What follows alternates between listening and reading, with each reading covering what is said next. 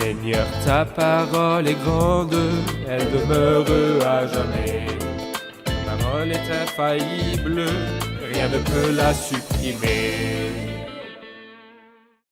Bienvenue à vous, chers téléspectateurs, ainsi qu'à tous nos téléspectateurs dans le monde entier, dans un nouvel épisode de notre émission quotidienne d'études Toute la Bible, dans laquelle nous présentons une étude complète de tous les livres de la Bible, de la Genèse à l'Apocalypse, tous les jours du lundi au vendredi.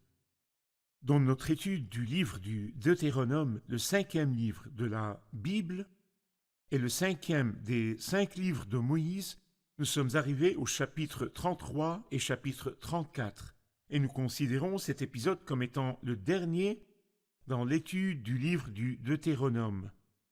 Si vous désirez consulter les épisodes précédents, vous pouvez visiter notre site web toutelabible.net ou faire une recherche sur YouTube pour les épisodes de l'émission Toute la Bible et surtout le livre du Deutéronome. Permettez-moi au début de l'épisode d'accueillir notre invité que nous sommes honorés d'avoir avec nous, le Dr Issam Mezzat. Bienvenue, Dr Issam. Merci, Frère Yad. Honoré de vous avoir. Que Dieu vous garde. Un long parcours bien apprécié dans l'étude du livre du Deutéronome, où Rendons le grâce Seigneur à nous Dieu a pour sa appris beaucoup parole. de choses. Que Dieu vous bénisse. Et vous aussi. Bienvenue à nos invités aussi, soyez les bienvenus. Dr Issam, nous sommes arrivés au chapitre 33 et 34. Le chapitre 33 comprend une bénédiction pour les tribus où Moïse les bénit dans un discours très riche. Permettez-moi de lire quelques versets Allez-y. et de revenir vers vous avec une question.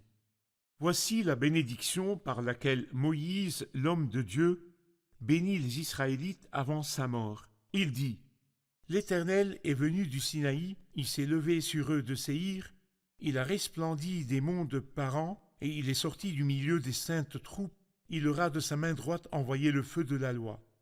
Oui, il aime les peuples. Tous ses saints sont dans ta main.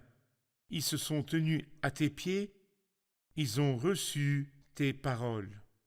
Moïse nous a donné la loi, héritage de l'assemblée de Jacob. Il était roi en Jéshurun quand se rassemblaient les chefs du peuple et les tribus d'Israël.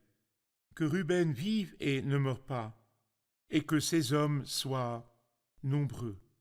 Ce sont les paroles qui ont d'abord été dites sur la bénédiction. Avant de commencer avec les tribus une par une, je voudrais un commentaire sur les paroles qui ont été dites sur le Seigneur quand il est venu à eux. L'Éternel est venu du Sinaï, il s'est levé sur eux de Séhir, il a resplendi des monts de Paran et il est sorti du milieu des saintes troupes. De qui parle-t-il? Et c'est une belle chose qu'il ait une bénédiction après tout ce qui est arrivé, n'est-ce pas? Après tout ce qui s'est passé, méritait-il une bénédiction ou pas? Non, Quand il clôt sa parole en donnant une bénédiction. les desseins de Dieu. Devrait s'être étalé sur la malédiction, sur leur mérite, et que chacun se soit examiné à la lumière des malédictions, et a pu dire « moi j'ai fait ceci ou cela, je suis maudit ». Parfait. Mais aujourd'hui, dit-il, c'est jour de bénédiction, qui vient de Dieu. Puis il revient au plan divin, le plan divin dès le début, et que Dieu soit au centre, et qu'il rassemble autour de lui ses Parfait. saints. C'est la volonté de Dieu dès le début. C'est sa belle volonté, tous ses saints sont dans ta main. Ils se sont tenus à tes pieds, ils ont reçu tes paroles. C'est lui qui parle, ici. Et c'est lui qui est au centre, et tous sont autour de lui. Alors Moïse brosse ce tableau avant de communiquer le plan de Dieu pour chacune des tribus En fait, d'Israël. l'Éternel ici est Jéhovah. Dieu, Ces c'est Jéhovah. paroles ne s'appliquent à personne d'autre venu de n'importe quel endroit géographique, que ce soit la péninsule arabique ou n'importe quelle zone géographique sur la surface de la terre. Ces paroles ont un seul sujet: l'Éternel est venu, l'Éternel est Jéhovah. C'est L'Éternel vrai. Jéhovah est venu du Sinaï, il s'est levé sur eux de Séhir, il a resplendi des monts de Paran, et il est sorti du milieu des saintes troupes. Il leur a de sa main droite envoyé le feu de la loi. La loi est la loi de l'Éternel, et le livre tout entier est le livre de la loi. C'est vrai. Et celui qui est venu, oui, il aime les peuples. Y a-t-il quelqu'un qui soit venu sur terre, qui soit passé par ces étapes et qui ait aimé les Ensuite, tous peuples? ces saints sont dans ta main. Qui donc serait-il? C'est le Seigneur. Ils se sont tenus à tes pieds. C'est qui? C'est le Seigneur. La scène tout Ils ont entière. reçu. La scène entière est consacrée au Seigneur et à sa pensée. D'ailleurs, c'est cette pensée divine qui est à la base de la bénédiction. Parfait. Avant de parler des tribus une par une ou de la différence entre cette liste et la liste de Genèse 49, je voudrais un commentaire sur tous ces saints sont dans ta main. Ils se sont tenus à tes pieds, ils ont reçu tes paroles. Docteur Issam, belle voyez-vous scène. un quelconque privilège? Je vois ce que le Seigneur aime faire pour nous tous les jours. nous retrouver en sa présence. Et il l'a fait là. Mais c'était dans son cœur depuis longtemps. Venir en sa présence, se mettre à ses pieds pour recevoir ses paroles, n'est-ce pas? Une scène des réunions des croyants? Où qu'ils se réunissent, nous les retrouvons, nous nous réunissons pour qui? Qui allons-nous entendre et avec qui nous entretenir? Et nous prosterner pour qui? Et nous retrouver en présence de qui? Et qui se tient au milieu de nous? Je pense que si nous considérons toutes ces choses, nous percevrons que ces assemblées-là sont de sublimes moments qu'il serait dommage de perdre. Parfait. Ce tableau nous dépeint donc la réunion autour du Seigneur. La réunion des croyants autour du Seigneur est à ses pieds. C'est vrai. Nous prenons une pause, puis nous reviendrons pour une question.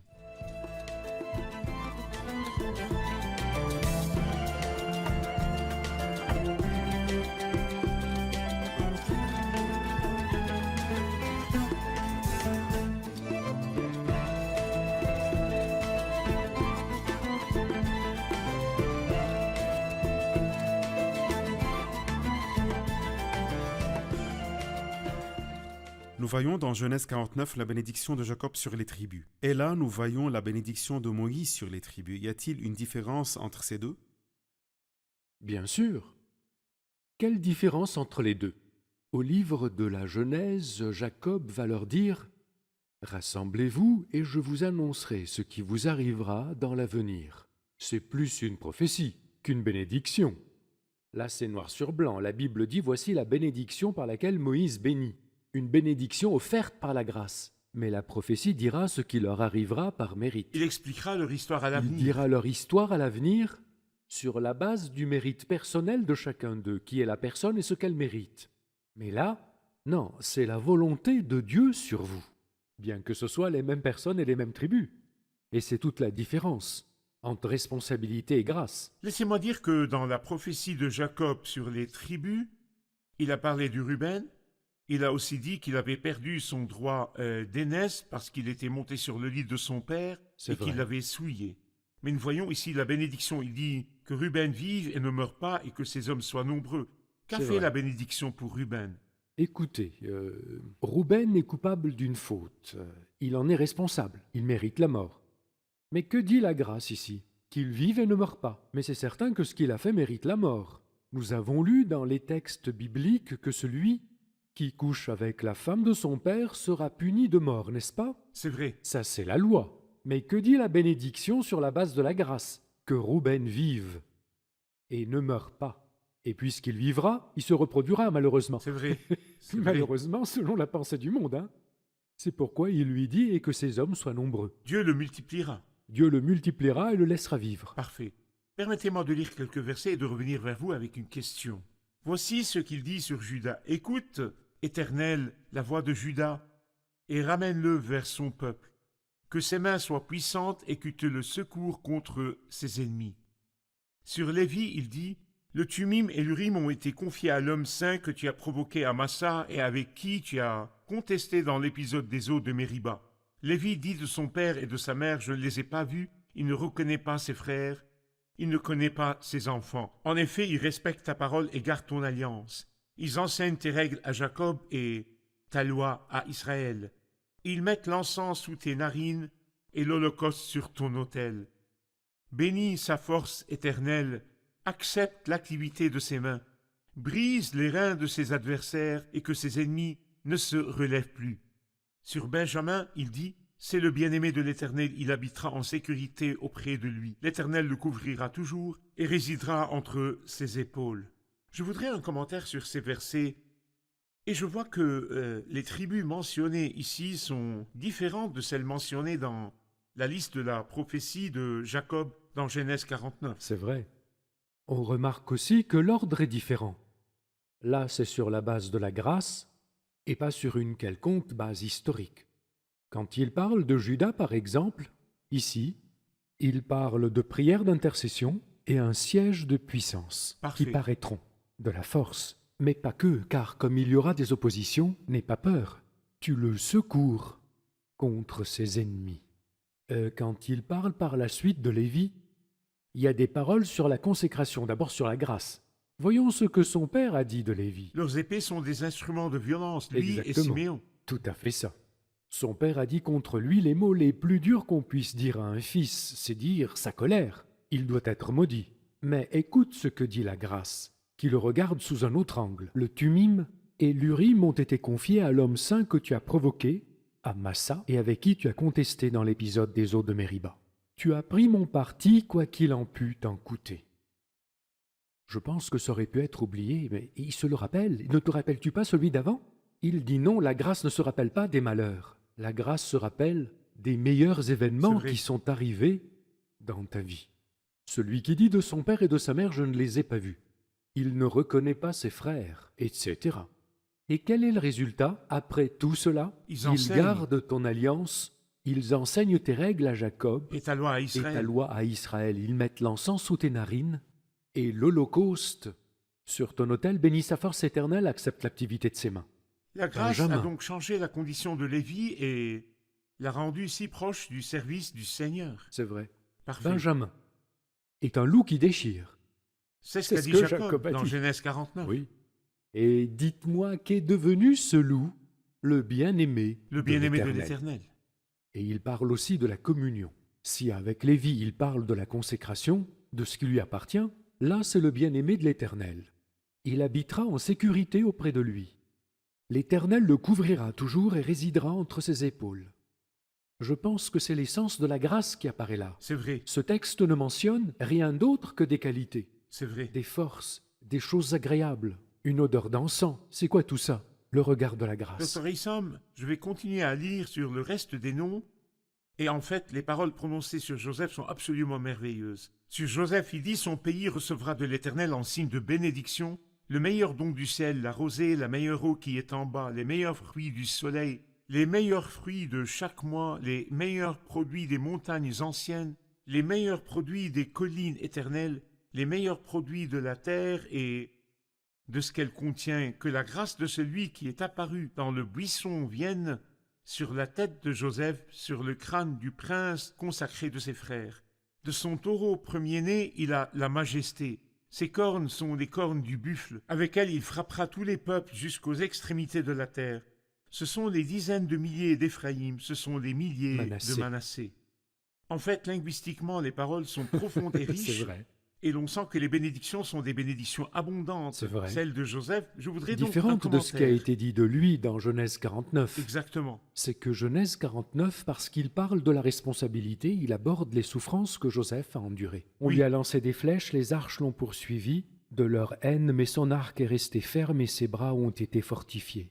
Il est ainsi devenu le berger, le rocher du Dieu puissant de Jacob, c'est la responsabilité. Oui. Mais là, quand il parle de la grâce, il dit que toutes les bénédictions qui viennent du ciel et de la terre, même celles qui viennent de la lune, et tous les produits qui poussent sous les rayons du soleil, et les produits qui poussent la nuit parce qu'ils ont besoin du clair de lune, toutes sortes de bénédictions et de produits qui puissent exister, entourent Joseph. Oui. Voyez-vous, c'est une belle chose que de voir avec Joseph, après la communion avec Benjamin et la consécration avec Lévi, le fruit de l'esprit qui émane de sa bénédiction. C'est vrai. C'est la merveilleuse œuvre du Saint-Esprit, établie par la grâce, et je pense qu'il a choisi Joseph pour ses qualités et ses valeurs saintes dans sa vie. C'est vrai. Et le plus grand de tout ça est la grâce de celui qui est apparu dans le buisson.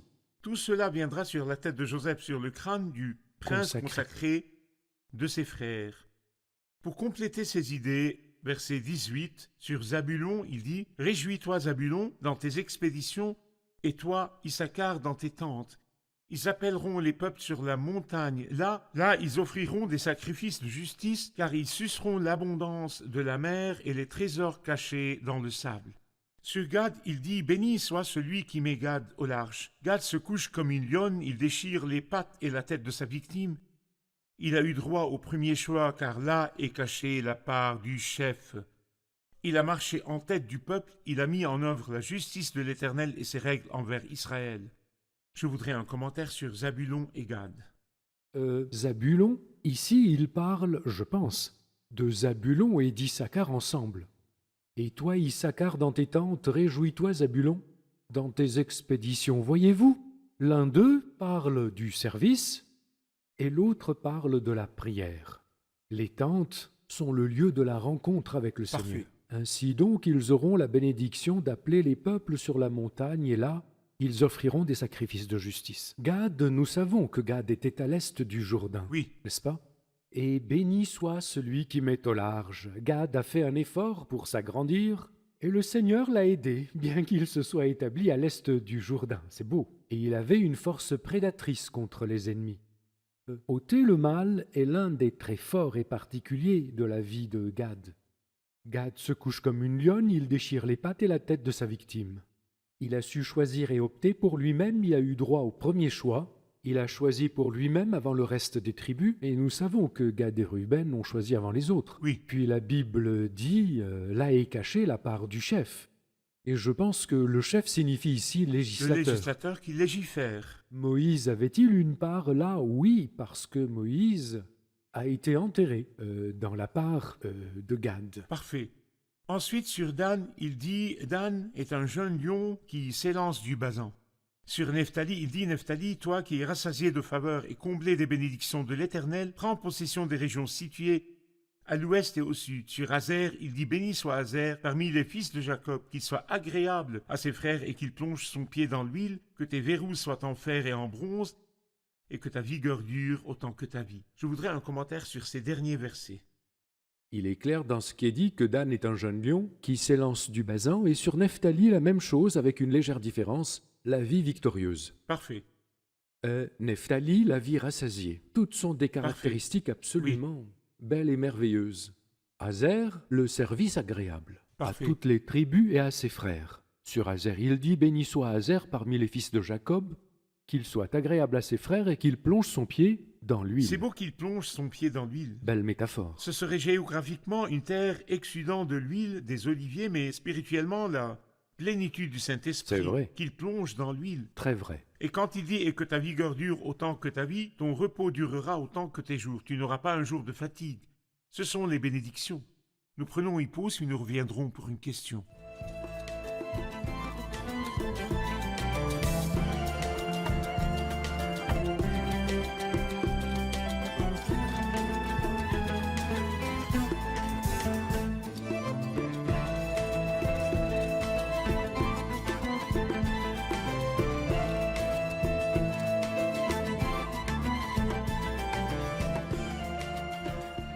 Verset 26, personne ne peut se comparer au Dieu de Jeshurun. Il chevauche le ciel pour venir à ton aide. Il chevauche avec majesté les nuages. Comment Dieu chevauche-t-il le ciel et chevauche-t-il les nuages?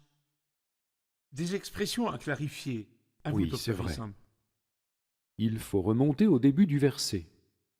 Il a parlé du peuple, n'est-ce pas, et de sa splendeur. Mais avant de le spécifier, il a dit « Car celui qui t'a fait comme ça est splendide ». C'est vrai. Personne ne peut se comparer à Dieu. Il dira par la suite « Qui est comme toi, un peuple sauvé par l'Éternel ?» Mais celui qui a rendu ainsi ce peuple, c'est ce Dieu merveilleux. L'unicité de Dieu. L'unicité de Dieu. Personne ne peut se comparer au Dieu de Yeshurun. Sache Israël. Celui qui t'a justifié, personne ne peut se comparer à lui. Ensuite, il lui dit, ce Dieu pour toi, il peut faire tout ce que nul autre ne peut faire. Déjà, il a fait de toi l'impossible. De la pire marchandise, et on a dit les plus belles paroles. C'est vrai qu'il a fait en toi l'impossible. Et quand tu auras besoin d'étais, il viendra à ton secours comme jamais vu d'œil humain. C'est vrai. C'est-à-dire, il chevauche le ciel et en un clin d'œil, le secours te viendra du ciel. En un clin d'œil, le secours te viendra sur les nuées du ciel. Et il chevauche les nuages, oui, Dieu apporte le secours d'en haut. Qui est ton refuge? Le Dieu Dieu d'éternité. d'éternité, qui a été un refuge pour toi sans que tu t'en rendes compte et il t'a fait prospérer. Le Dieu d'éternité est un refuge, sous ses bras éternels est un abri. Devant toi, il a chassé l'ennemi et il a dit « Extermine-le ». Israël réside en sécurité, la source de Jacob est à part dans un pays de blé et de vin nouveau, et son ciel distille la rosée. Que tu es heureux, Israël. Qui est comme toi un peuple sauvé par l'Éternel? Il est le bouclier qui te secourt, l'épée qui fait ta grandeur. Tes ennemis te flatteront et toi, tu piétineras leur hauteur. Est-ce une bénédiction définitive dont le peuple jouira à la fin? C'est vrai. Parfait. À la fin du règne millénaire, il y aura cette vision, et telle sera la condition du peuple. Passons au chapitre 34, qui est le dernier chapitre de ce livre, et le dernier épisode de ce livre est le dernier épisode de la vie de Moïse, C'est vrai. l'homme de Dieu. C'est vrai. Moïse monta des plaines de Moab sur le mont Nebo, au sommet du Pisga, vis-à-vis de Jéricho. L'Éternel lui fit voir tout le pays Galade jusqu'à Dan, tout Nephtali, le pays d'Éphraïm et de Manassé, tout le pays de Juda jusqu'à la mer Méditerranée, le Néguev, les environs du Jourdain, la vallée de Jéricho, la ville des palmiers, jusqu'à Tsoar. L'Éternel lui dit, « Voilà le pays que j'ai juré de donner à Abraham, à Isaac et à Jacob en disant, « Je le donnerai à ta descendance, je te l'ai fait voir de tes yeux, mais tu n'y entreras pas. » Moïse, le serviteur de l'Éternel, mourut là, dans le pays de Moab, conformément à l'ordre de l'Éternel. L'Éternel l'enterra dans la vallée, dans le pays de Moab, vis-à-vis de Beth-péor. Personne n'a su où était son tombeau jusqu'à aujourd'hui.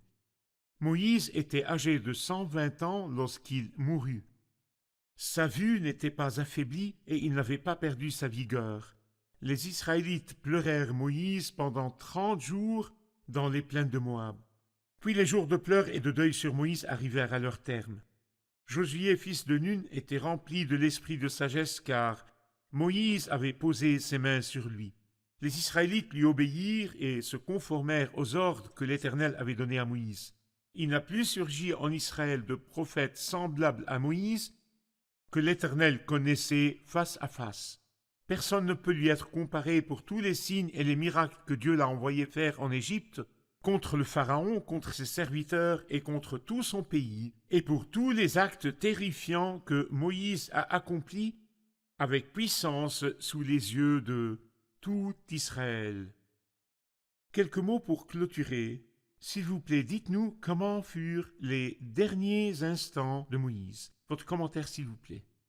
Commençons par la fin. À vous. Et l'appréciation de Dieu pour Moïse. Et c'est quelque chose de très beau pour ce personnage. Dieu l'apprécie et dit « Il n'a plus surgi en Israël de prophète semblable à Moïse. » Pourquoi ? Que l'Éternel connaissait face à face. Puis à la fin, il dit « Et pour tous les actes terrifiants que Moïse a accomplis avec puissance, sous les yeux de tout Israël. » Et il y a une autre appréciation un peu avant cela, bien qu'il leur dise lui-même « J'ai maintenant 120 ans », mais observez les sentiments de Dieu. Il était âgé de 120 ans lorsqu'il mourut, sa vue n'était pas affaiblie et n'avait pas perdu sa vigueur. Oh, le regard de Dieu, beau et merveilleux. Mais en même temps, il ne pourra pas entrer. Malgré tout cela, il ne rentrera pas, mais nous avons vu que l'Éternel lui fit voir tout le pays, Galade jusqu'à Dan. Je pense que cela, c'est quand Dieu ouvre l'intelligence par la foi. L'Éternel lui fit voir tout le pays, Galade jusqu'à Dan. Quel que soit le lieu où il se trouve, l'œil humain peut voir quelques kilomètres, par exemple. Non, il a vu beaucoup plus loin que ça. C'est la vision de la foi que Dieu a donnée à Moïse. Il lui a donné une vision spirituelle formidable. L'Éternel lui dit, voilà, le Seigneur aussi, pour ainsi dire, le soutenait. Voilà le pays que j'ai juré de donner à Abraham, j'ai accompli ma promesse, je te l'ai fait voir de tes yeux, mais tu n'y entreras pas, tu n'y entreras pas. Puis la Bible nous dit aussi, Moïse, le serviteur de l'Éternel, mourut. Oui, De très beaux qualificatifs sont donnés à Moïse, l'homme de Dieu, serviteur de l'Éternel. De très belles paroles ont été dites sur Moïse, à vrai dire. À différents endroits, les Israélites pleurèrent Moïse. Et je sens ici comme si Dieu se désolait avant même que les Israélites ne le pleurent. Et la Bible nous parle de Josué, fils de Nun, qui était rempli de l'esprit de sagesse, car Moïse avait posé ses mains sur lui. et là le parcours du peuple se termine, et la vie de Moïse s'est terminée, et ce livre se termine, et nous sommes sur le point de terminer ce parcours. Amen. Et de nos yeux maintenant, des yeux de la foi, nous voyons notre pays céleste, nous pouvons apprécier et goûter à la douceur de l'éternité avant d'y arriver, et très bientôt nous entrerons dans l'éternité, et ainsi nous serons toujours avec le Seigneur. Amen. Merci, Dr. Issam. Je vous en prie. J'ai apprécié que Dieu l'étude vous de ce bénisse. beau livre avec vous, que Dieu vous bénisse et Merci, vous c'était un temps récompense. très agréable que j'ai passé avec vous. Je vous remercie. Révisons l'épisode avec nos invités. Qu'avons-nous appris aujourd'hui et du livre du Deutéronome? Nous avons vu que personne ne peut se comparer au Dieu de Jeshurun. Personne n'est semblable à Dieu qui chevauche le ciel pour venir à ton aide. Il chevauche avec majesté les nuages. Le Dieu d'éternité est un refuge et il est toujours notre refuge jusqu'à ce jour. Nous avons vu que la grâce ne se rappelle que les bonnes choses. Benjamin, le loup qui déchire, nous le voyons dans la communion où il habitera en sécurité auprès du Seigneur. Merci, que Dieu vous bénisse. Chers téléspectateurs, nous terminons ce livre avec ces paroles qui magnifient Dieu. Après avoir étudié dans ce livre que ce peuple s'est corrompu et n'a pas demeuré dans les commandements de Dieu et qu'il a fait venir sur lui beaucoup de malédictions et que le plan de Dieu était de bénir ce peuple sur la base de la grâce, comme le montre la dernière bénédiction au chapitre 33. Mais ce livre a été clôturé par parler de Dieu. Personne ne peut se comparer au Dieu de Jeshurun. Il chevauche le ciel pour venir à ton aide.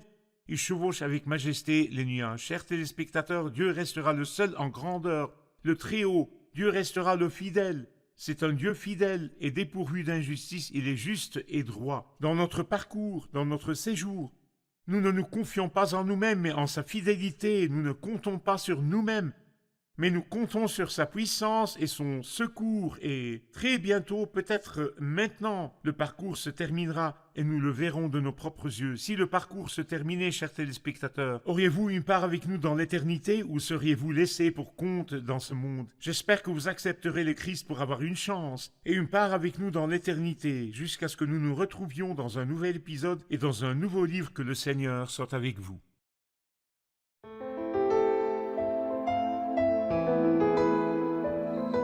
Seigneur, ta parole est grande, elle demeure à jamais.